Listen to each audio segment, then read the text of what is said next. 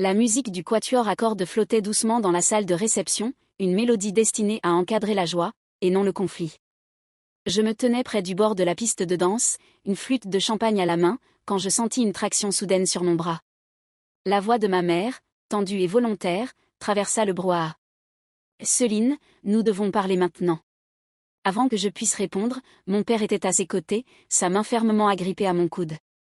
Ils me guidèrent vers un coin de la salle, à l'écart de la foule, mais toujours à portée de regards curieux. Ma poitrine se serra. J'avais senti que ce moment arriverait toute la soirée, même si je me disais que je devenais paranoïaque. « Et Daniel et Heather méritent un vrai départ, » dit ma mère, son ton aussi lisse que de la porcelaine, mais acéré dessous. « Il est temps que tu fasses ce qui est juste. » Je regardai son visage, puis celui de mon père, en quête de clarté, mais il ne perdit pas de temps. « Donne-leur ton pantouse, » ordonna Gérald d'une voix plate. « Annonce-le ce soir comme leur cadeau de mariage. » Pendant un instant, les mots ne firent aucun effet. L'audace de la demande semblait surréaliste, comme si j'étais entré dans une pièce de théâtre où mes répliques avaient été échangées sans prévenir. « Ma maison, » murmurai-je doucement. « Ce n'est pas à vous de donner. »« Et tu n'en as pas besoin, » insista mon père, sa voix basse mais ferme. « Tu es célibataire. 3 chambres, 2 salles de bain. Tout cet espace pour une seule personne est égoïste. Ton frère a une famille à construire. » Autour de nous, les conversations se figèrent. Les invités remarquèrent notre regroupement dans ce coin. Mon refus était calme, mesuré. Non. J'ai travaillé pour cette maison. Elle est à moi. Le moment suivant se produisit dans un flou. La main de mon père se leva et me frappa au visage, le bruit claquant à travers la réception plus fort que la musique. Des exclamations parcoururent la salle. Ma joue brûlait, ma tête se tournant violemment sur le côté. Le silence qui suivit était plus lourd que le coup lui-même. 250 yeux étaient braqués sur nous, figés entre incrédulité et jugement.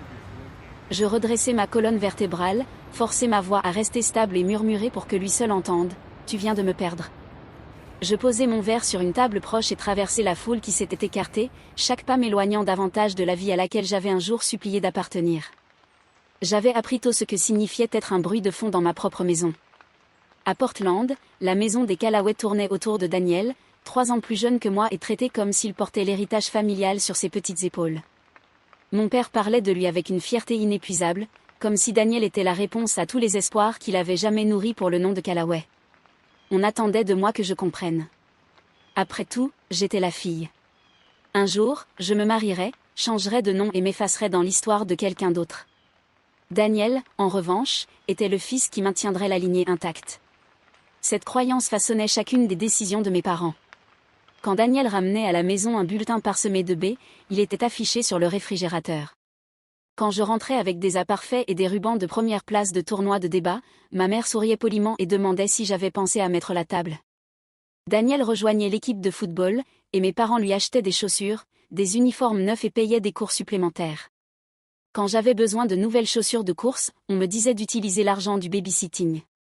Le favoritisme n'était pas subtil. C'était une doctrine. La voix de mon père résonnait sur tous les terrains de football où Daniel jouait, encourageant jusqu'à s'en enrouer.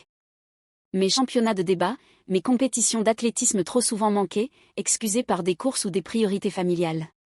Au début, j'essayais encore plus fort. Je pensais que si je pouvais être parfaite, si je pouvais exceller sans contestation, ils me remarqueraient. Bourse, tableau d'honneur, activités extrascolaires, je les empilais comme des briques, espérant que la hauteur les obligerait à lever les yeux. Ils ne l'ont pas fait. Ce qu'ils voyaient, c'était une fille capable de se débrouiller seule et un fils qui avait toujours besoin de plus. Daniel devint leur centre, et moi l'ombre qui gravitait autour de lui. Pourtant, dans cette ombre, une détermination commença à croître silencieuse, constante, inébranlable. Si personne d'autre ne revendiquait ma valeur, je le ferais moi-même. Ce feu me porta à travers les années où je construirais ma propre vie, une vie qui n'avait jamais pensé que je méritais. L'université fut mon échappatoire, bien qu'à un prix. J'obtenais des bourses grâce à mes notes et compétitions, mais elles ne couvraient jamais tout. À la remise des diplômes, je portais sur mes épaules 40 000 $ de prêts étudiants. Mes parents me rappelaient souvent que j'avais de la chance d'être là, puisque toutes leurs économies étaient réservées pour l'avenir de Daniel. Je hochais la tête, avalais la douleur et payais mes propres factures. Lorsque j'ai pénétré dans le monde de la finance, je savais qu'il n'y aurait pas de raccourci. Je prenais tous les projets que personne d'autre ne voulait, me portais volontaire pour les shifts de vacances, restais longtemps après que le bureau se soit vidé. Mes amis d'école postaient des photos de vacances à la plage et de week-end, tandis que je restais à mon bureau, les yeux embués de feuilles de calcul, m'accrochant à la croyance que ce travail acharné me mènerait quelque part où personne ne pourrait nier mes résultats. Des semaines de 80 heures devinrent ma norme. Les anniversaires étaient oubliés. Les relations se terminaient avant même de commencer. Mon corps souffrait du rythme, mais mon portefeuille grandissait. À 28 ans, j'étais devenue conseillère financière senior, l'une des plus jeunes du cabinet. Les clients me faisaient confiance non pas parce que j'étais charmante, mais parce que je livrais des résultats là où d'autres échouaient. À 30 ans, je signais les papiers pour l'achat de mon Penthouse au centre-ville de Seattle. 3 chambres, 2 salles de bain, des murs de verre ouvrant sur la vue de la Skyline et du Puget Sound. Le prix, 1,5 million, une somme qui m'aurait autrefois semblé inimaginable. La première nuit, debout dans le salon vide, les lumières de la ville se reflétant sur le sol poli, je me laissais croire que j'avais enfin sécurisé quelque chose que personne ne pourrait diminuer. Pendant ce temps, Daniel passait d'un emploi éphémère à un autre, toujours protégé par mes parents. Ils excusaient ses échecs comme une « recherche de sa voie », écrivaient des chèques lorsqu'il ne pouvait payer son loyer, et se vantaient de son potentiel comme si c'était un exploit. Il avait des filets de sécurité à chaque étape, tandis que moi, je faisais face aux falaises. Le contraste était trop marqué pour être ignoré, même si j'essayais. Parce que tôt ou tard, je comprendrais à quel point mon succès était devenu une cible. Daniel rencontra Heather lors d'un rassemblement d'amis, et dès la première rencontre, je compris qu'elle était douce d'une manière dont mon frère avait besoin.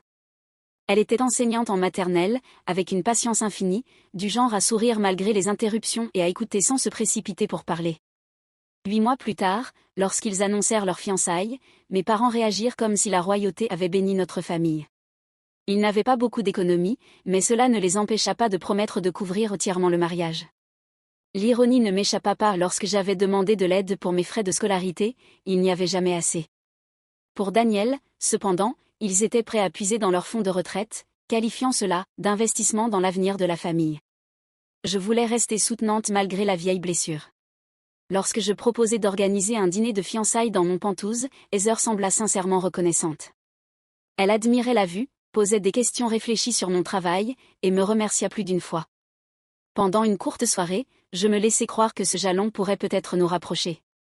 Puis vint le changement subtil. Marion erra dans mon appartement comme si elle menait une inspection, passant sa main sur les plans de travail et s'arrêtant devant les œuvres d'art.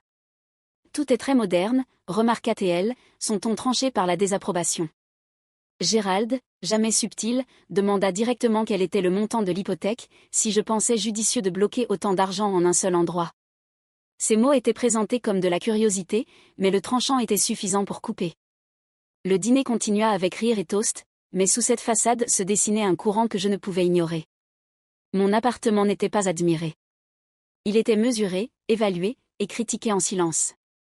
Je remarquai la manière dont mes parents échangèrent des regards lorsqu'Heather complimenta la terrasse, et je ressentis un changement en moi. Ce que j'avais construit, ce pourquoi j'avais lutté, n'était plus seulement mon accomplissement. C'était devenu quelque chose qu'ils convoitaient. Je mis cela de côté cette nuit-là, me disant que j'imaginais des ombres là où il n'y en avait pas. Mais ces ombres ne firent que s'assombrir au fil des semaines suivantes. Les semaines précédant le mariage se confondaient entre courses et obligations.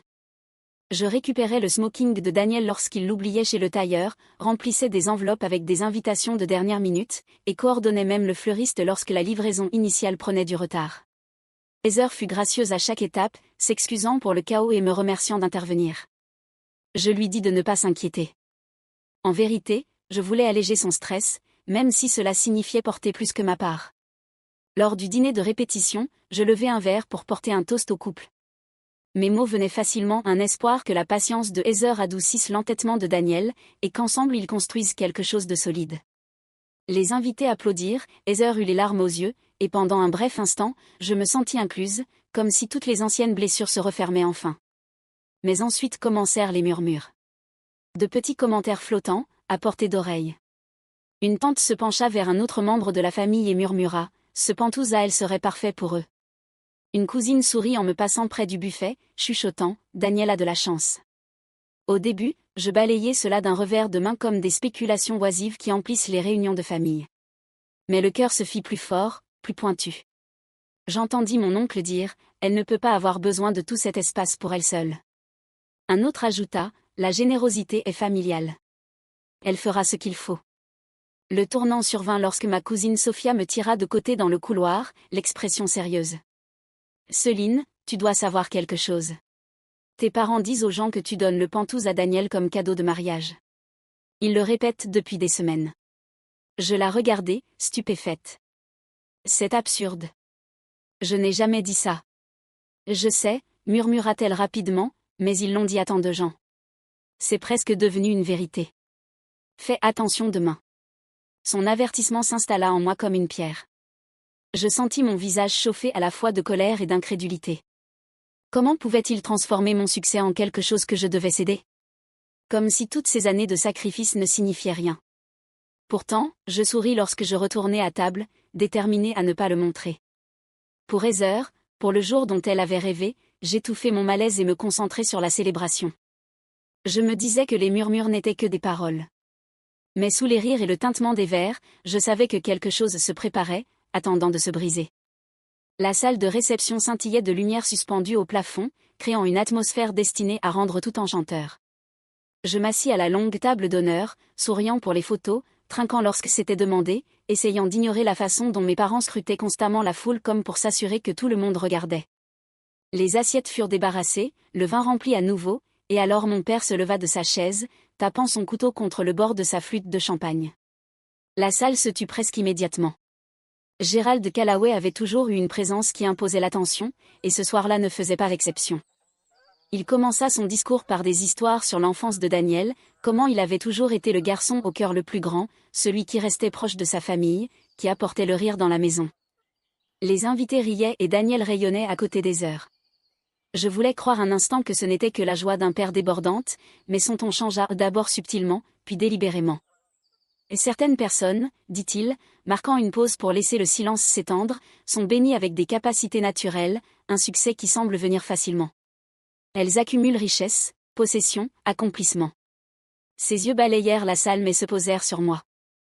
D'autres, comme Daniel, sont bénis d'une manière différente avec générosité, loyauté, et un amour pour la famille par-dessus tout. Une onde de malaise traversa la foule. Je la ressentis aussi sûrement que la chaleur montant à mes joues. Il leva son verre plus haut. Et la famille est ce qui compte vraiment. Alors que Daniel et Heather commencent leur vie ensemble, je sais que ceux d'entre nous qui ont été chanceux se manifesteront pour s'assurer qu'ils aient un bon départ dans un foyer digne. L'implication était indéniable. Les têtes se tournèrent, les regards se fixèrent sur moi, certains curieux, d'autres pleins de pitié. Mon estomac se noua sous le poids de 200 yeux braqués sur moi. Le toast de mon père n'était pas une célébration. C'était un piège public. Je forçai un sourire, levai mon propre verre et le heurtai contre celui de Heather, bien que ma main tremblât légèrement. Aucun mot ne sortit de ma bouche. Le silence était le seul bouclier qui me restait à ce moment-là. Mais à l'intérieur, les murs se rapprochaient, et je sentais la confrontation tourner autour de moi, désormais inévitable, impossible à ignorer. La musique de la piste de danse battait faiblement tandis que mes parents m'escortaient dans une petite pièce adjacente, un espace destiné aux mariés pour voler quelques moments de calme. Ma mère ferma la porte derrière nous, laissant les rires et le tintement des verres étouffés au-delà des murs. L'air à l'intérieur était lourd, chargé de quelque chose que je sentais monter depuis des semaines. « Tu as eu ton moment », commença mon père, la mâchoire serrée, la voix tranchante d'autorité. « Maintenant, il est temps de penser à l'avenir de ton frère. » Je croisai les bras pour me stabiliser. « Que voulez-vous dire exactement par là ?» Marion s'avança, les yeux plissés comme si j'étais à nouveau une enfant désobéissante. Daniel et Heather ne peuvent pas commencer leur vie dans ce petit appartement. Tu as plus d'espace que tu n'en auras jamais besoin. 3 chambres, une terrasse. Tu es seule, Céline. Ne penses-tu pas qu'il est temps de partager ce que tu as? Je laissai échapper un court rire, plus de l'incrédulité que de l'humour. Partager? Vous parlez de ma maison, celle pour laquelle j'ai travaillé, celle pour laquelle j'ai sacrifié des années pour pouvoir l'acheter. Tu n'aurais rien si ce n'était pas grâce à nous, rétorqua-t-elle. Nous t'avons élevé, nous t'avons donné la vie, mis un toit au-dessus de ta tête. Maintenant, c'est ton tour de rendre. Quelque chose à l'intérieur de moi se fissura. Vous n'avez pas payé mes études. Vous n'êtes pas venu à mes compétitions. Vous avez tout gardé pour l'avenir de Daniel pendant que je me battais pour le mien. Ne restez pas là à faire semblant que je vous dois le toit au-dessus de ma tête alors que je l'ai construit sans vous. Le visage de mon père se durcit. Il s'avança, la voix basse mais dangereuse. Ce n'est pas une demande, Céline. Cède le pantouse à Daniel, ou tu n'es pas ma fille.